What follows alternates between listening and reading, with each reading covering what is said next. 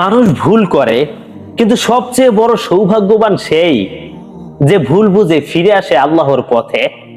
মহান আল্লাহ তাআলা বলেন, নিশ্চয়ই আল্লাহ তওবাকারীদের ভালোবাসেন। সূরা আল বাকারা। প্রিয় দর্শক, আজ আমরা জানবো ভালো পথে ফিরে আসার 20টি শক্তিশালী উপদেশ, যা বদলে দিতে পারে আপনার পুরো জীবন। প্রথম উপদেশটি হলো, তওবা করুন আন্তরিকভাবে। আল্লাহর কাছে কান্না করে নিজের ভুল স্বীকার করুন, আপনার জীবন বদলে যাবে। দ্বিতীয় নম্বর উপদেশটি হলো, নিয়মিত নামাজ শুরু করুন। নামাজই মানুষকে অশ্লীলতা ও অন্যায় থেকে দূরে রাখে। ভালো পথে ফিরে আসার 3 নম্বর উপদেশ হলো, কুরআন পড়ার অভ্যাস করুন। প্রতিদিন অন্তত 5 থেকে 10 মিনিট কুরআন পড়ুন, কারণ এই কুরআন আপনাকে অশ্লীল কাজ থেকে দূরে রাখবে এবং আপনাকে খুব দ্রুত তাড়াতাড়ি জান্নাতে পৌঁছে দিবে এই কুরআন। ভালো পথে ফিরে আসার 4 নম্বর উপদেশটি হলো, খারাপ সঙ্গ ত্যাগ করুন। ভুল বন্ধুরা আপনাকে ধ্বংসের দিকে নিয়ে যায়। মনে রাখবেন, স্রোতের সাথে বেসে যাওয়া কিন্তু খুবই সহজ, কিন্তু স্রোতের উল্টো পথে চলা খুবই কঠিন। আর যারাই স্রোতের উল্টো পথে চলতে পারে তারাই প্রকৃত সফল হতে পারে। আর 5 নম্বর উপদেশটি হলো, ভালো মানুষের সাথে চলুন।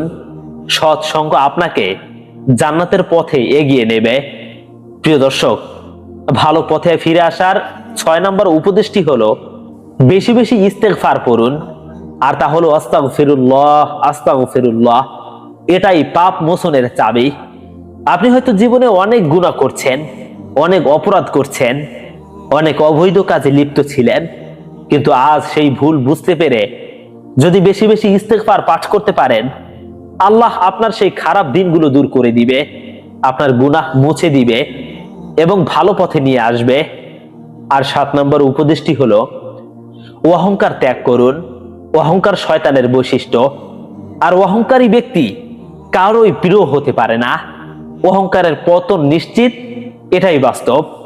প্রিয় দর্শক, ভালো পথে ফিরে আসার 20টি উপদেশের মধ্য থেকে 8 নম্বর উপদেশটি হলো, দুনিয়ার মোহ কমান। এই দুনিয়া ক্ষণস্থায়ী, আখিরাত চিরস্থায়ী, তাই দুনিয়ার লোভ লালসা কমিয়ে দিন। আর 9 নম্বর উপদেশটি হলো, গোপনে দান সদকা করুন। এটি আল্লাহর কাছে সবচেয়ে প্রিয় আমলগুলোর মধ্যে একটি। একবার হযরত আলী রাদিয়াল্লাহু তাআলা আনহু 6 দিরহাম দান করেছিলেন। আল্লাহ তার বিনিময়ে তাকে 10 গুণ বৃদ্ধি করে দিলেন।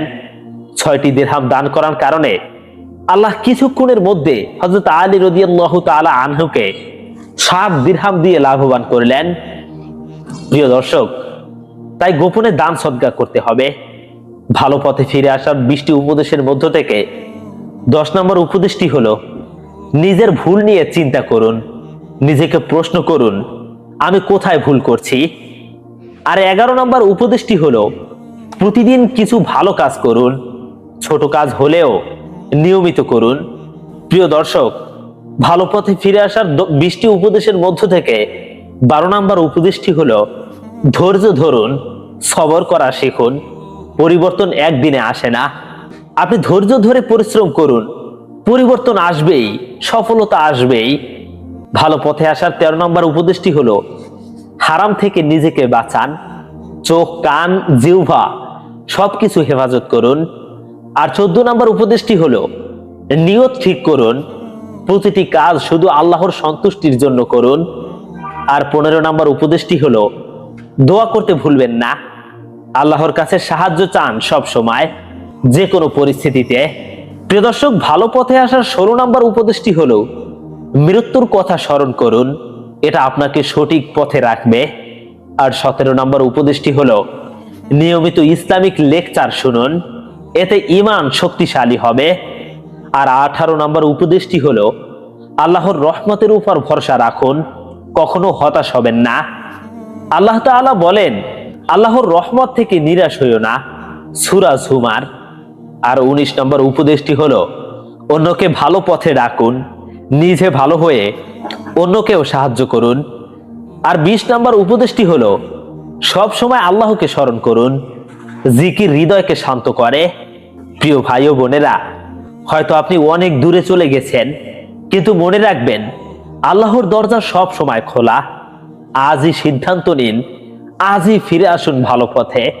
হে আল্লাহ, আমাদের সবাইকে সঠিক পথে চলার তৌফিক দিন, আমিন।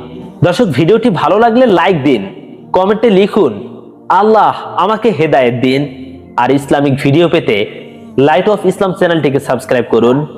আসসালামু আলাইকুম ওয়া রাহমাতুল্লাহ।